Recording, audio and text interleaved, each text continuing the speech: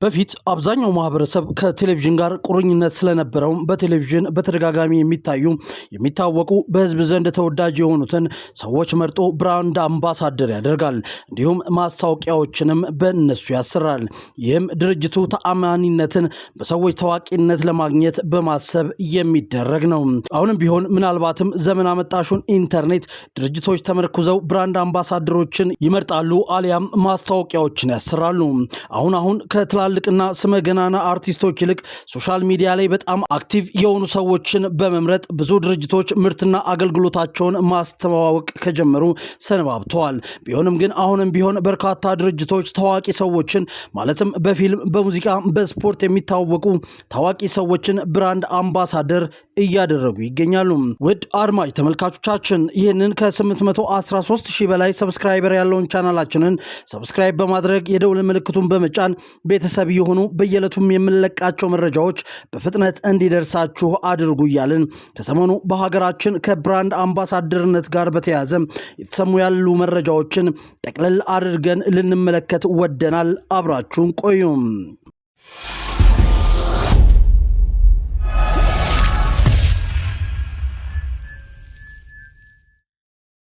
ግሩም ኤርሚያስ የአባይ ባንክ፣ አለማየሁ ታደሰ የንግድ ባንክ እና የፓልም ሪል ስቴት፣ ሃናን ታሪክ ለካናል ፕላስ አሁን ቢቋረጥም አቡበከር ናስር አይፓስ ሳሙና፣ ሉላ ገዙ የሮያል ፎም፣ ሰለሞን ቦጋለ የጸደይ ባንክ አምባሳደር ሆነው ተሾመዋል። ልክ እንደነርሱ ሁሉ ሌሎችም የሌሎች ድርጅቶች ብራንድ አምባሳደር ሆነው እያገለገሉ ነው፣ ወደፊትም ያገለግላሉ።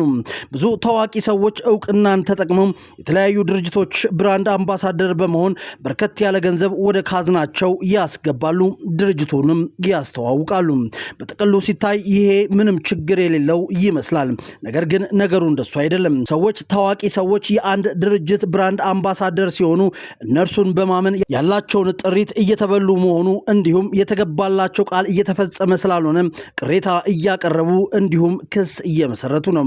ይህን ተከትሎ በቅርቡ የምናስታውሰውና አሁንም ድረስ ጉዳዩ በፍርድ ቤት የተያዘው የፊንቴክ ጉዳይ ከፊት ይቀመጣል። በአሁኑ ወቅት ፊንቴክ ኢንቨስትመንት በተባለው ድርጅት ዙሪያ የሚሰማው መጠነ ሰፊ የማጭበርበር ዜና ብዙዎችን እያሳዘነ እንዲሁም እያስገረመም ይገኛል። ከፊንቴክ ኢንቨስትመንት ግሩፕ ጋር ተያይዞ በርካታ ታዋቂ ሰዎች እስካሁን በእስር ላይ ይገኛሉ። የፌዴራል ፖሊስ ድርጅቱን ሲያስተዋውቁ የነበሩ ታዋቂ አርቲስቶችንና የማህበራዊ ሚዲያ ተጽዕኖ ፈጣሪዎችን በቁጥጥር ስር አውሎ ምርመራ መጀመሩን ከወር በፊት አስታውቆ ነበር። ፖሊስ እጃቸው አለበት በማለት በቁጥጥር ስር ከዋላቸው ታዋቂ ሰዎች መካከል አንጋፋው አርቲስት ሰራዊት ፍቅሬ፣ አርቲስት ዳንኤል ተገኝ፣ አርቲስት ይገረም ደጀኔ፣ አብርሃም ግዛው፣ የማህበራዊ ሚዲያ ተጽዕኖ ፈጣሪዎቹ መንሱር ጀማልና ካሊድ ይገኙበታል። እነዚህ ታዋቂ ሰዎች ከመታሰራቸው በፊት የባንክ ሂሳባቸውና አንዳንድ ንብረቶቻቸው እንዲታገድ ተደርጎ እንደነበረ የሚታወስ ነው። አሁን ደግሞ በቃና ቴሌቪዥን የመዝናኛ ፕሮግራም የሆነው የሃሽታግ ታይምስ ዋና አዘጋጅ የሆነችው ዳናይት መክብብ ጉዳይ የብዙዎችን ትኩረት ስቧል። እንደ ኢትዮፒካ ሊንክ ዘገባ ከሆነ የተፈጠረው እንዲህ ነው። የዳናይት መክብብና የሌሎች ተከሳሾች ንብረትና የባንክ ሂሳብ ታግዷል። ምክንያቱ ደግሞ ቀደም ሲል ልንመለከተው ከሞከርነው ብራንድ አምባሳደርነትና የማስታወቂያ ጉዳይ ጋር የተያያዘ ነው። በቴሌቪዥን ፕሮግራም አቅራቢዋና የማህበራዊ ሚዲያ ተጽዕኖ ፈጣሪዋ ዳናይት መክብብ እንዲሁም በሌሎች 4 ግለሰቦች ላይ በተመሰረተው የገንዘብ ማጭበርበር ክስ የንብረትና የባንክ ሂሳብ እግድ በፍርድ ቤት መተላለፉን ዘገባው ያመለክታል። ግለሰቦቹ ወደ ውጭ ሀገር እንልካለን በሚል ተስፋን ሰጥተው ገንዘብ በመቀበል አጭበርብረዋል በሚል ቀደም ሲል መከሰሳቸው ይታወቃል። ቁጥራቸው 13 የሆኑ ከሳሾች እያንዳንዳቸው 437 ሺህ ብር መክፈላቸውን በመግለጽ ባቀረቡት ክስ መሰረት የቦሌ መጀመሪያ ደረጃ ፍርድ ቤት 4ኛ ፍትሐ ብሔር ችሎት በተከሳሾቹ ላይ የንብረት እግድ ትዕዛዝን ሰጥቷል። ትዕዛዙ የሁሉም ተከሳሾች የሚንቀሳቀስና የማይንቀሳቀስ ንብረት እንዲሁም የባንክ ሂሳብን ያካትታል። የፍርድ ቤቱን ትዕዛዝ ተከትሎ የአዲስ አበባ አሽከርካሪና ተሽከርካሪ ፈቃድ ቁጥጥር ባለስልጣን እርምጃ መውሰዱም ታውቋል። በዚህም መሰረት በአንደኛ ተከሳሽ ቤተልሔም ታደሰ ስም በኮልፌ ቀራኒዮ ቅርንጫፍ የተመዘገበ የተመዘገበና በዳናይት መክብብ ስም በልደታ ክፍለ ከተማ የተመዘገበ አውቶሞቢል መታገዱን ባለስልጣኑ ለፍርድ ቤቱ ካስተላለፈው ሰነድ ለመረዳት ተችሏል። በተጨማሪም በዳናይት መክብብ የባንክ ሂሳብ ውስጥ የሚገኝ ከፍተኛ መጠን ያለው ገንዘብ መታገዱን ባንኮች ለፍርድ ቤቱ ባቀረቡት ሰነድ ላይ ማረጋገጥ መቻሉን ኢትዮፒካ ሊንክ በዘገባው አመልክቷል። በሌላ በኩል በቀሪዎቹ 3 ተከሳሾች ስም የተመዘገበ ምንም አይነት ንብረትም ሆነ በባንክ የተቀመጠ ገንዘብ አለመገኘቱ ነው የተነገረው። ፍርድ ቤቱ የክስ መዝገቡን መርምረው ቀጣይ ውሳኔ ለመስጠት ለሚያዝያ 26 ቀን ቀጠሮ መያዙ ነው የተነገረው። ውድ አድማጭ ተመልካቾቻችን ለምን እንደዚህ አይነት ችግሮች ይፈጠራሉ የሚለውን ለመመልከት እንሞክርም። ብራንድ አምባሳደር ማለት ምን ማለት ነው ከሚለው እንጀምር። የአንድ ድርጅት ወይም ብራንድ ምርትን ወይም አገልግሎትን በህዝብ ፊት ታዋቂነቱንና ተጽዕኖ ፈጣሪነቱን ተጠቅሞ የሚያስተዋውቅ ሰው እንደማለት ነው።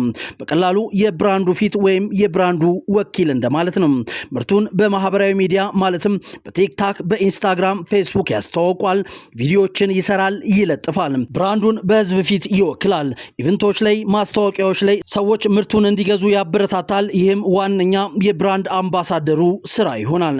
ነገር ግን በሀገራችን ታዋቂ ሰዎች ብራንድ አምባሳደር ስለሚሆኑት ድርጅት በቂ መረጃ ሳይኖራቸው አሊያም በበቂ ሁኔታ እውቀቱ ሳይኖራቸው ፊት ለፊታቸው የሚቀርበው ዳጎስ ያለ ገንዘብ አጓጉቷቸው የብራንድ አምባሳደርነትን ውል ይፈጽማሉ። ችግሩ የሚፈጠረውም እዚህ ጋር ነው። እነዚህ ታዋቂ ሰዎችን ተማምነው ገንዘቡን፣ ጊዜውን መስዋዕት የሚያደርግ ህዝብ ይፈጠራል። ድርጅቶችም ብዙ ጊዜ በታዋቂ ሰዎች በኩል የሚገቡትን ቃል መፈጸም ሳይችሉ ይቀራሉ።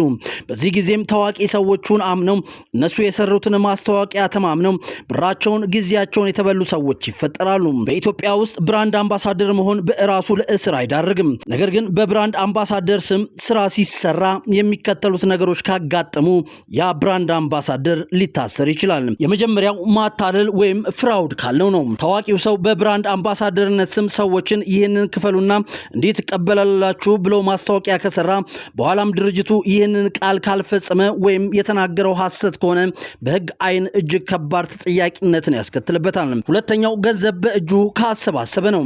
አምባሳደሩ በስሙ ወይም በግል አካውንቱ ሰዎች ገንዘብ እንዲልኩ ካደረገ ማለትም በቴሌብር ላኩልኝ ወይም በዚህ አካውንት አስገቡ ካለ በዚህም የህዝብ ጉዳት ከተፈጠረና አምባሳደሩ የተሳሳተ መረጃን በመስጠት ሰዎች እንዲጎዱ ካደረገ የብራንድ አምባሳደሩ ከህግ ተጠያቂነት የሚያበልጥበት ምንም አይነት መንገድ የለም። በሀገራችን አንድ ታዋቂ አሊያም ተጽዕኖ ፈጣሪ ሰው የአንድ ድርጅት ብራንድ አምባሳደር ሆኖ ሊሰራ የሚፈልግ ከሆነ የድርጅቱን የንግድ ፍቃድና ህጋዊ ሰነድ መጠየቅ፣ ኮንትራቱን ከጠበቃው ጋር ማረጋገጥ፣ እርግጠኛ ያልሆነ ነገር አለመናገር፣ በግል አካውንቱ ገንዘብ አለመቀበል፣ ማስታወቂያዎችን ከመስራቱ በፊትም ስለ ምርቱ እውነተኛነት መፈተሽ የግድ ይለዋል።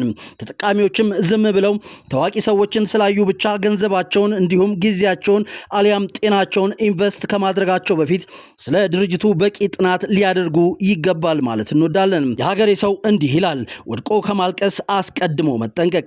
ስለዚህ ለምናደርጋቸው እያንዳንዳቸው ነገሮች በቅድሚያ ጥናት ማድረግ፣ ስለ ድርጅቱም እንዲሁም ስለ አገልግሎቱ እርግጠኛ መሆን፣ ለሚከፈለው ገንዘብ በቂ ማስተማመኛ መያዝ ያስፈልጋል ማለትም እንወዳለን። አንዳንድ ታዋቂ ሰዎች ቀደም ብለው ተጠያቂ የሚያደርጋቸው ነገር ውስጥ ቢገቡም ፈጠን ብለው ነገሮችን አይተው ከተጠያቂነት የተረፉ ለምሳሌ እንደ ሉላ ገዙ አይነት ሰዎችን መጥቀስ ይቻላል። ሉላ ገዙን የተለየች የሚያደርጋትን አንድ ነገር ልንገራችሁ። ፊንቴክ በርካታ ታዋቂ አርቲስቶችን፣ በጎ አድራጊዎችንና ቲክታከሮችን በከፍተኛ ክፍያ እንዲሁም በመኪና ድርድር ብራንድ አምባሳደር አድርጎ ሲሾም ሉላ አንዷ ነበረች። ነገር ግን የድርጅቱ አሰራር ግልጽ እንዳልሆነላት ስትረዳ ጥቅምን አልመረጠችም። የቀረበላት ማራኪ ክፍያ ሳይመጥናት ለህዝብ ያላትን ኃላፊነት አስቀደመችም። ውሏንም በይፋ ፈረሰች። አሰራራቸው ግልጽ አልሆነልኝም በሚል በጊዜ ራሷን አገለለችም። ዛሬ ብዙዎች በእስርና በውዝግብ ውስጥ ሲሆኑ እሷ ግን በአቋሟ ምክንያት በኩራት መቆም ችላለች። ይህ ውሳኔዋ ስግብግብ አለመሆኗን ብቻ ሳይሆን ነገ የሚመጣውን ቀድማ ማየት የምትችል ብልህ ሴት መሆኗን ያሳያል። በሷ ውሳኔ ምክንያት ብቻ ስሟን አምነው ሊታለሉ የነበሩ ብዙ ሰዎችንም ማዳን ችላለች። ስለዚህ ጥንቃቄ ማድረግ፣ አሁንም ጥንቃቄ ማድረግ አይረሳ እያልን የዛሬውን በዚሁ አበቃን። መልካም ጊዜ።